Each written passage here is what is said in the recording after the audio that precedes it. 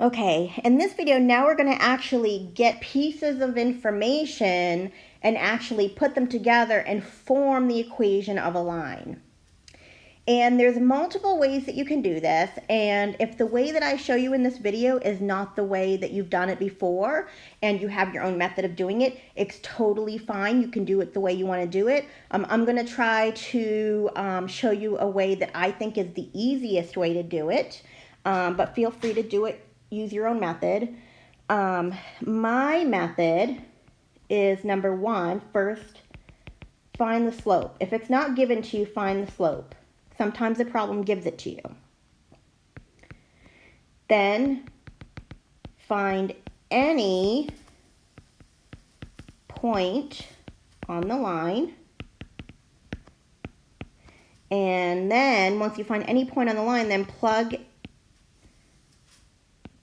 the info that you got from 1 and 2 into point slope form.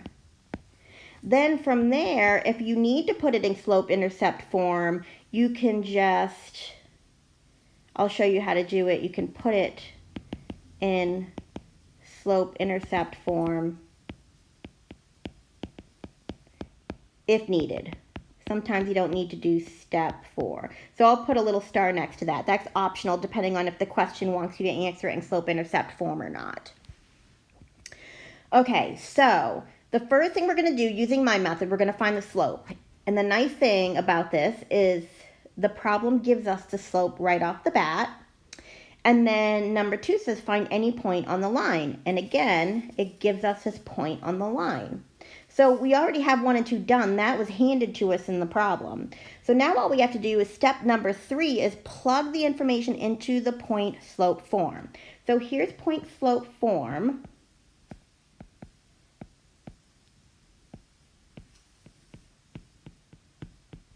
There's point slope form where x1 and y1 is the point on the line that's given and m is your slope. So we're going to plug that stuff in. Now be careful for double negatives. If you notice, my y1 is a negative 9. So when I put it into my formula, I'm going to have 2 negatives and it's going to become a plus.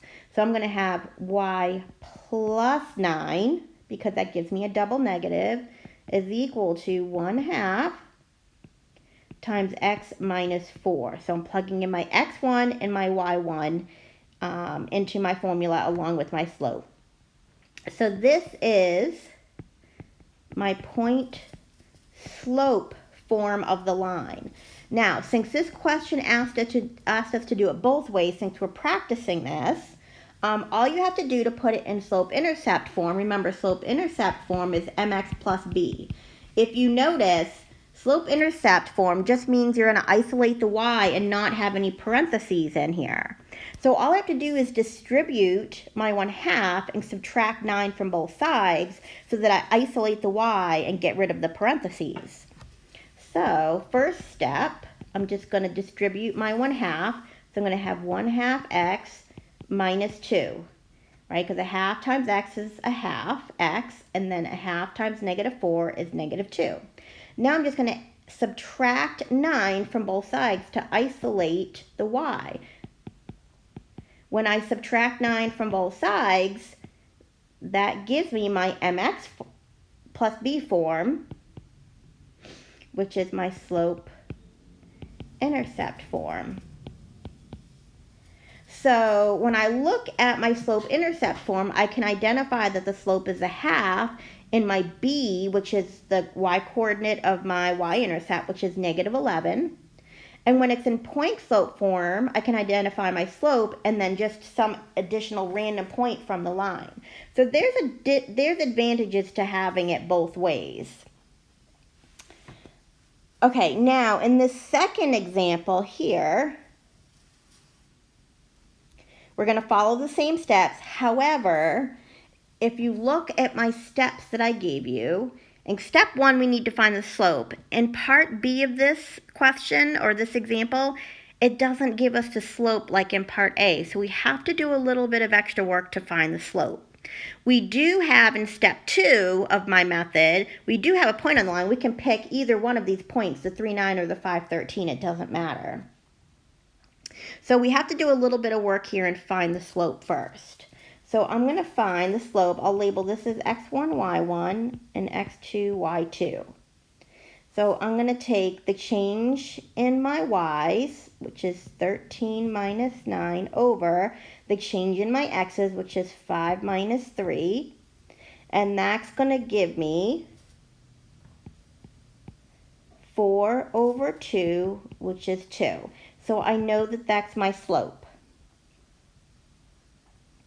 And then I have a point on the line. We can use this one, 3, 9. It doesn't matter which one we use, but I can use that point. I'm going to plug it into point slope form. So I have y minus 9 is equal to, then I put my slope in, and then x minus 3. So here's my y1, here's my x1, and here's my slope that I plugged in. So this is my point slope form. Now to find the slope-intercept form, to put it into mx plus b form, I have to distribute that 2 and add 9 to both sides. So I isolate the y and clear the parentheses. So first let's clear the parentheses. When I take 2 times x minus 3, that gives me 2x minus 6. Then I'm going to add 9 to both sides. So that's going to give me a positive 3 when I add 9 to both sides. So this is my slope-intercept form. So I can identify that my slope is 2, which is 2 up here. If it comes out to be something different, we made a mistake. 2 should be, or the slope should be the same no matter what form we're looking at. And then my y-intercept would be at 3.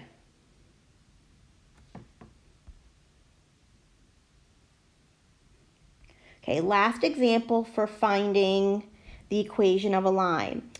In this example, we're given the x-intercept and the y-intercept. Those are still points on the line.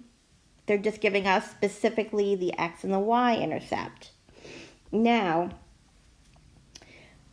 we need to find the slope first, so let's call this x1, y1, x2, y2. So to find the slope, we're going to take the change in y's, which is negative 2 minus 0, which is a negative 2.